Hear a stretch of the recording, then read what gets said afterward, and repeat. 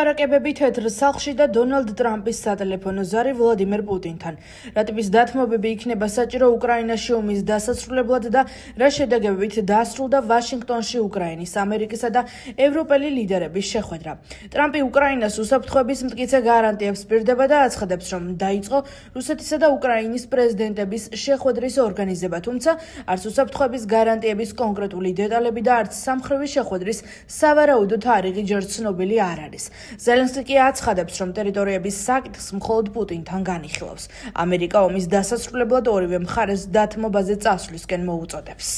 ის დროს განვიხილეთ უკრაინის უსაფრთხოების გარანტიები, რომლებსაც უზრუნველყოფს სხვადასხვა ევროპული ქვეყანა ამერიკის შეერთებული შტატების კოორდინაციით. ყველა ძალიან ბედნიერია რუსეთ-უკრაინისთვის მშვიდობის შესაძლებლობით. შეხვედრების დასასრულს დავურეკე პრეზიდენტ პუტინს და დავიწყე შეხვედრის მოწყობა პრეზიდენტ პუტინსა და პრეზიდენტ ზელენსკის შორის ადგილზე, რომელიც განისაზღვრება. ამ შეხვედრის შემდეგ გვექნება სამხრივი შეხვედრა, რომელშიც მონაწილეობას მიიღებს ორი პრეზიდენტი და მე.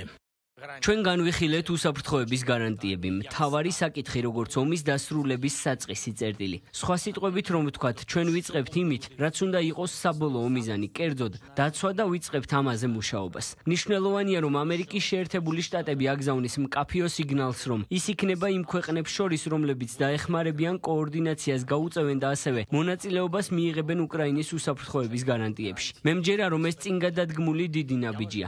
ამერიკის პრეზიდენტი დაუკავშირდა რუსულ მხარეს და მათ განიხილეს თუ რა დიპლომატიური ნაბიჯების გადადგმაა შესაძლებელი. რუსეთმა შესთავაზა ჯერ ორმხრივი შეხვედრა უკრაინასა და რუსეთს შორის, შემდეგ კი სამმხრივი შეხვედრა. როგორც ვთქვი, ჩვენ მზად ვართ ნებისმიერი ფორმატისთვის ლიდერების დონეზე, რადგან მხოლოდ ლიდერების დონეზე შეგვიძლია გადავჭრათ ყველა ეს რთული და მტკივნეული საკითხი. ამერიკის პრეზიდენტმა და მე განვიხილეთ საკითხი, რომ ყველა მხარემ უნდა გამოხატოს ომის დასრულების სურვილი. ომის დასრულების სურვილი კი ლიდერების დონეზე დიპლომატიური შეხვედრა. თუ ერთი ან მეორე მხარე არ გამოხატავს შეხვედრის სურვილს, მაშინ ჩვენ ვთხოვთ შეერთებულ შტატებს იმოქმედოს შესაბამისად. პროცესი უარყოფილი იქნება. ჩვენ ყველანი ასევე ვთანხმდებით, რომ სანქციები უნდა გაძლიერდეს და ნებისმიერ შემთხვევაში უნდა შეთანხმდეს პოზიცია, რომელიც უფრო მეტ ზეწოლას მოახდენს რუსულ მხარეზე, მათ მოლაპარაკების არენაზე დასაბრუნებლად. შეხვედრაზე განიხილებოდა იმის შესაძლებლობა, რომ შედეგი არ იქნეს მიღწეული, რომ რუსეთს არ სურდეს გულწრფელად ამ პროცესში მონაწილეობა. ამ მომენტში ტრამპმა მიანიშნა მისი მზადყოფნა დააწესოს, რასაც ის პირველად და მეორად ტარიფებს უწოდებს. თუმცა ჩვენ ამას სანქციებს ვეძახით. სანამ პუტინი ფიქრობს, რომ შეუძლია ომის მოგება, ის ამას გააკეთებს. მისი საბოლოო მიზანი არის, რაც შეიძლება მეტი ტერიტორიის აღება, უკრაინის დასუსტება და ისეთი უკრაინის არსებობა, რომელიც დამოუკიდებლად არ არის სიცოცხლისუნარიანი ან რუსეთის შემადგენლობაშია.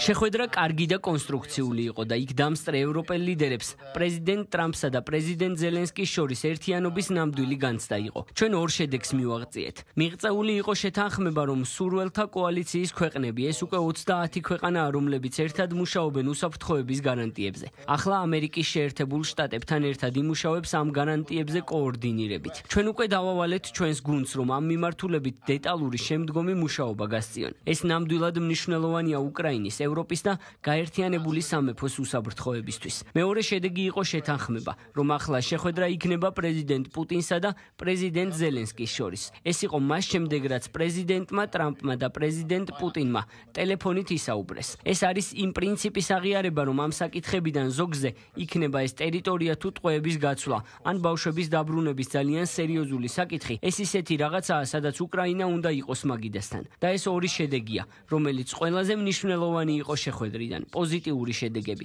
ერთიანობის ნამდვილი განცდა იყო. ჩვენ ნამდვილად მივაღწიეთ წინსვლას.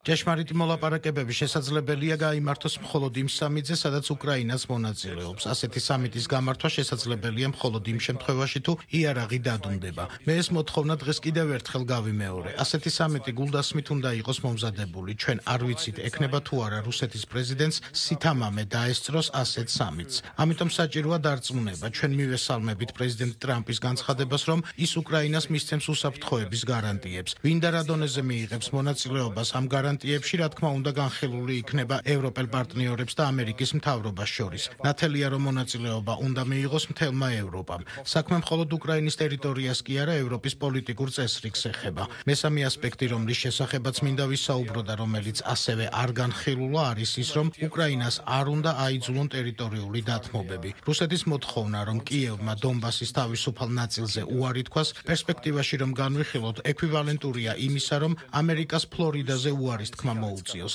სუვერენულ სახელმწიფოს უბრალოდ არ შეუძლია ასეთი რამის გადაწყვეტა. ეს არის გადაწყვეტილება, რომელიც უკრაინამ თავად უნდა მიიღოს მოლაპარაკებების მსვლელობისას. ფიქრობ ყველას ესმის, რომ ამის მიღწევის ერთ-ერთი მთავარი ელემენტია ის, რომ უკრაინამ მომავალში თავი უსაფრთხოდ იგრძნოს. არსებითად მათ უნდა სჯეროდეთ, რომ ამ ომის დასრულებისას ისინი იქნებიან ისეთ მდგომარეობაში, რომ აღარასოდეს განმეორდეს ინტერვენცია. ფიქრობ ასევე მართალია და არ ვიცი რატომ არის ეს ბევრისთვის ასეთი რთული გასაგები, რომ ომის ან ნებისმიერი კონფლიქტის დასასრულებლად ნებისმიერი მოლაპარაკებები საჭიროებს ორივე მხარის მიერ, არა მხოლოდ მიღებას, არამედ გაცემასაც. კერძოდ ერთი მხარე აქ არ მიიღებს 100%-ს. თითოეული მხარე უნდა წავიდეს გარკვეულ დათმობებზე. ცხადია, რომ მიწა ან სადგავა ხაზები, სად გაჩერდება ომი, იქნება ამ მოლაპარაკებების ნაწილი. ეს არ არის მარტივი და შესაძლოა ეს არ არის სამართლიანი, თუმცა ეს არის ის, რაც საჭიროა ომის დასასრულებლად. ეს არის ჭეშმარიტება ყველა ომში. ერთადერთ შემთხვევაში, როდესაც ომები ასე არ სრულდება, არის, როდესაც რომელიმე მხარე უპირობო კაპიტულაციას აცხადებს და ჩვენ ამას კონფლიქტში არ ვიხილავთ. საბოლოოდ თუ როგორი იქნება ეს ხაზები, პუტინისა და ზელენსკის გადასაწყვეტია. საუბრის დროს ვლადიმირ პუტინმა და დონალდ ტრამპმა გამოთქვეს რუსეთისა და უკრაინის დელეგაციებს შორის პირდაპირი მოლაპარაკებების გაგრძელების მხარდაჭერა. ამასთან დაკავშირებით კერძოდ განიხილებოდა იდეა, რომ საჭიროა შესწავლილი იქნას უკრაინის და რუსეთის დელეგაციების წარმომადგენლების დონის გაზრდის შესაძლებლობა. რუსეთის მიერ საქართველოს ოკუპირებულ ტერიტორიებზე არსებული ვითარება და რუსეთ-საქართველოს კონფლიქტის საკითხი განიხილა გაეროს უშიშროების საბჭომ დახურულ სხდომაზე. რუსეთ-საქართველოს ომის მე-17 წლის თავთან დაკავშირებით მიღებულ განცხადებაში მტკიცედ არის მხარდაჭერილი საქართველოს დამოუკიდებლობა, სუვერენიტეტი და ტერიტორიული მთლიანობა მის საერთაშორისო და აღიარებულ საზღვრებში. დაგმობილია გაეროს ქარტიის დარღვევით საქართველოში რუსეთის სამხედრო ძალების სასტიკი შეჭრა და განგრძობადი უკანონო სამხედრო ყოფნა. დოკუმენტში ღრმა შეშფოთებით აღნიშნულია ის ფაქტიც, რომ რუსეთმა არ შეასრულა ევროკავშირის შუამავლობით 2008 წლის 12 აგვისტოს დადებული ცეცხლის შეწყვეტის შეთანხმებით ნაკისრი ვალდებულებები. რომელზეც გაეროს გენერალ-დირექტორის თანაშემწე აცნობს უშუალოდ საბჭოს წევრებს რეგიონებში არსებულ ვითარებას, ასევე კეთდება განცხადებები. ეს დახურული ხასიათის ხდომაა, თუმცა ეს ხდომის შემდგომ რიგი სახელმწიფოების წარმომადგენლებმა გააკეთეს ასევე საჯარო განცხადებაც, რომლის პარალელშიც სათქმელი მხარი დაუჭირეს უთმიცე საქართველოს ტერიტორიულ მთლიანობას, მის სუვერენიტეტს, აღინიშნა ჟენევის მოლაპარაკებების მნიშვნელობა და ხაზი გაესვა ასევე 2008 წელს მიღწეული 6 პუნქტიანი შეთანხმების შესრულების მნიშვნელობას.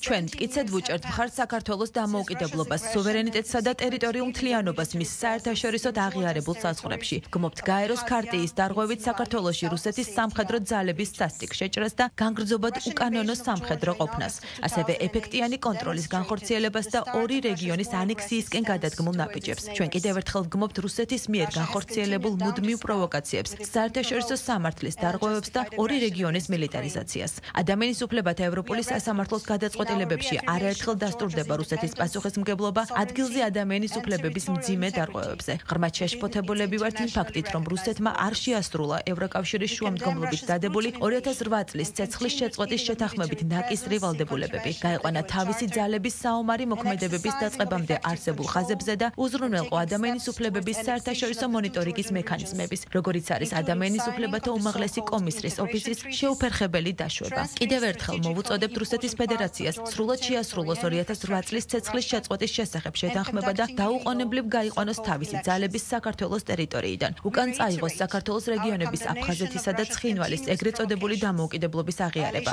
არ შეუშალოს ხელი საერთაშორისო უსაფრთხოების მექანიზმების შექმნას და ადამიანის უფლებებისა და ჰუმანიტარულ საერთაშორისო ორგანიზაციებს მისცეს საქართველოს ორივე რეგიონში შესვლის შესაძლებლობა. ჩვენ ხაზს ვუსვამთ რუსეთ-საქართველოს კონფლიქტის მშვიდობიანი გზით მოგვარების აუცილებლობას. საერთაშორისო სამართლის მათ შორის გაეროს გაეროს ქარტიისა და ჰელსინკის საბოლოო აქტის შესაბამისად.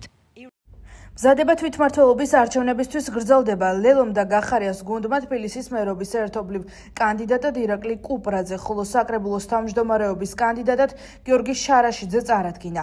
ოპოზიციის მეორე ნაწილი კი ისევ ბოიკოტის რეჟიმშია და არჩევნებში მონაწილეობისთვის პარტიებს აკრიტიკებს.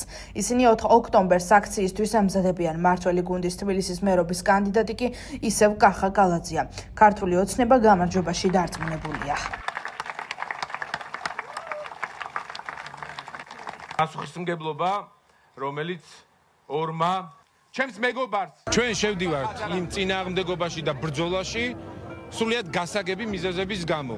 იმიტომ რომ ევროპულ თბილისს საქართველოს დედაქალაქს არ უნდა ყავდეს რუსი მერი. თბილისი უნდა გავათავისუფლოთ ნარკოტიკებისგან, თბილისი უნდა გავათავისუფლოთ უსამართლობისგან, თბილისში არ უნდა არსებობდნენ შიერი ბავშვები სკოლებში, თბილისი უნდა იყოს სოლიდარობის, ძლიერების და თავისუფლების და ევროპული ღირებულებების ქალაქი. თავსახად და ერთმნიშვნელოვნად ისინი მონაწილეობას იღებენ რუსულ სპეცოპერაციაში, რომლის მთავარი მიზანიც არის ივანიშვილისთვის ლეგიტიმაციის მიცემა. სამწუხაროდ ისინი ივანიშვილის თამაშს თამაშობენ. როდესაც საკუთარი ამომრჩევლის და ოპოზიციური ამომრჩევლის უმრავლესობის ნების წინააღმდეგ მიდიხარ, საერთოდ არ აქვს მნიშვნელობა, ვინ იქნება მთავარი შემსრულებელი და ვინ ითავებს იმ როლს, რომელიც გუშინ ირაკლი კუპრაძემ საკუთარ თავზე აიღო. არაფერი გასაოცარი იმაში, რომ ჩვენ ერთობლივად შევთანხმდით ირაკლი კუპრაძის კანდიდატურის შესახებ არ არის, იმიტომ რომ ეს გათვალისწინებული იყო მემორანდუმით. ჩვენ შევჯერდით ძალიან კარგ კანდიდატზე. ირაკლი კუპრაძე არის ახალგაზრდა ადამიანი, რომელიც წლებია იბრძვის რეჟიმის წინააღმდეგ.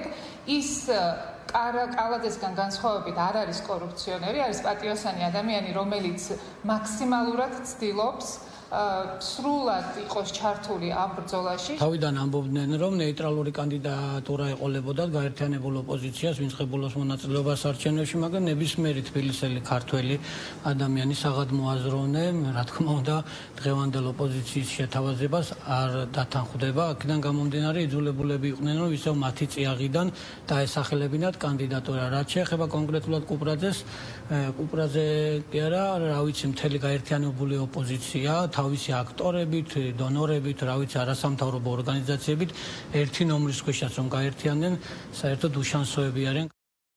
ქართული ოცნების ზუგდიდის მერობის კანდიდატმა დათო კოდუამ საარჩევნო კამპანია დაიწყო. შეხვედრაზე მისი მერობის პერიოდში მუნიციპალიტეტის მთავარ პრიორიტეტებზე ისაუბრა.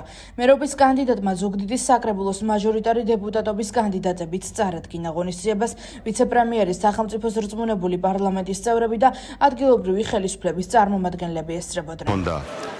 საკმაოდ პროდუქტიული შეხვედრა, ნაყოფიერი შეხვედრა ადამიანებთან, რომლებიც არიან ზუგდიდის განვითარებით დაინტერესებული. ჩვენ მათ წარუდგინეთ ჩვენი მაჟორიტარობის კანდიდატები, ადამიანები, რომლებიც გამოირჩევიან კეთილსინდისიერებით, პროფესიონალიზმით და ქალაქის სიყვარულით. ტრადიციული დღესასწაული ბახმაროში ადგილზე დილიდან ხალხმრავლობაა, სპორტული აქტივობები, გამოფენა გაყიდვები, საბავშვო ღონისძიებები და კონცერტები. ბახმაროში იმყოფებიან პრემიერ-მინისტრი და პრეზიდენტიც. გაიმართა ადგილობრივებთან შეხვედრა და ათვალიერის წარმოდგენილი ნაწარმი.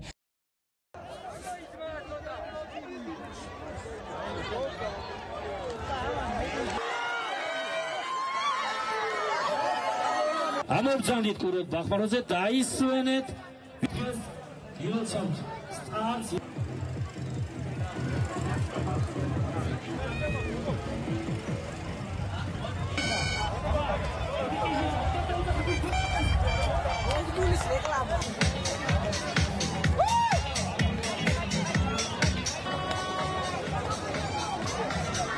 Վերისვალების მადლი არავდეს გურიას და სრულიად საქართველოს. მე ნამდვილად ბედნიერი ვარ და მახარებს დღეს თქვენთან ერთად აქ ამ დღესასწაულზე ყოფნა.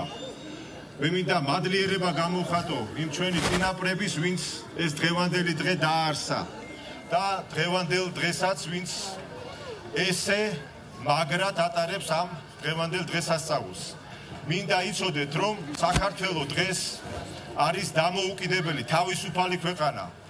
გურულების ის ფასი, რომელიც მშვიდობაზეა საუბარი, დღეს ვხედავთ, რომ რა ხდება მსოფლიოში გარშემო, როგორი ქაოსია და როგორ დაფასდა გურულების ეს უმნიშვნელოვანესი პრინციპი. თუ რამხელა ფასი აქვს მშვიდობას. ყოველთვის დიდი სიხარულია გურიაში ყოფნა, ბახმარაში ყოფნა და მინდა მოგილოცოთ ყველას ფერისვალება, ბახმარობა მინდა მოგილოცოთ, მართლა გამორჩეული დღესასწაულია და გამორჩეულია განსაკუთრებული სილამაზით, რაც ამ რეგიონს ახასიათებს, გურიას ახასიათებს.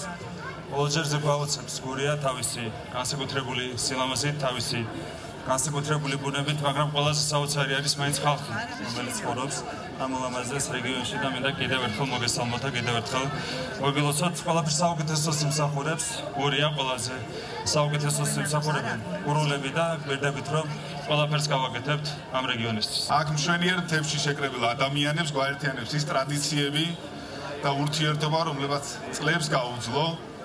სწორედ ეს ერთიანობა, ღირებულებები, ტრადიციისა და ჩვენი იდენტობის დაცვა არის ჩვენი ქვეყნის სიძლიერე. ბათუმიდან ვარ სამასის ხაზზე.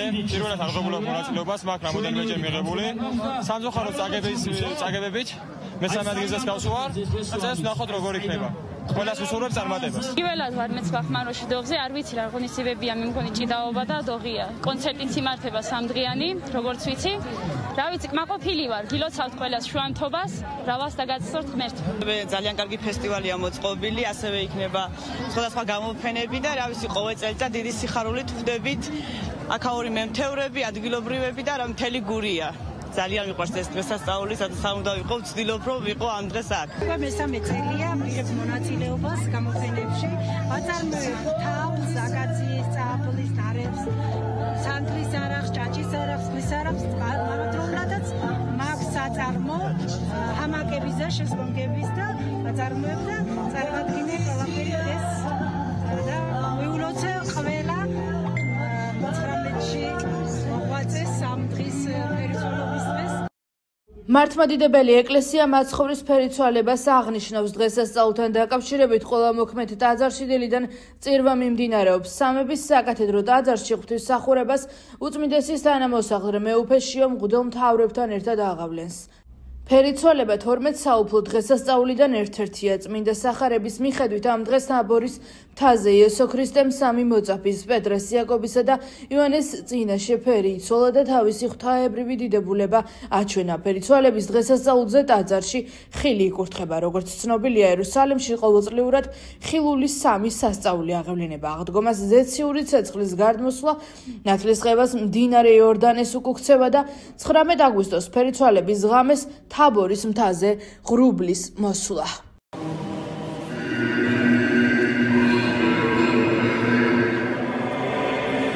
სრულად საქართველოს ულოცავ ამ ლამაზ დღესასწაულს და ყველას ფერი გვეცალოს სიკეთისკენ, სიყვარულისკენ და ყველაფერი კარგისკენ. ეს არის დღე, როდესაც თაბორის მთაზე იესო ქრისტემ ღვთიური დიდება უჩინა საკუთარ მოწაფეებს, რაც მისი ღვთაებრიობის დასტური იყო და ეს დღესასწაული არის სულიერი განახლებისა და სინათლისკენ სწრაფვის სიმბოლო. დღევანდელი დღე არის დასტური იმისა, რომ ყოველი ადამიანო გახდეს ღვთისშემეცნებელი იმ დონეზე, რა დონეზე მას ამის დატევნა შეუძლია.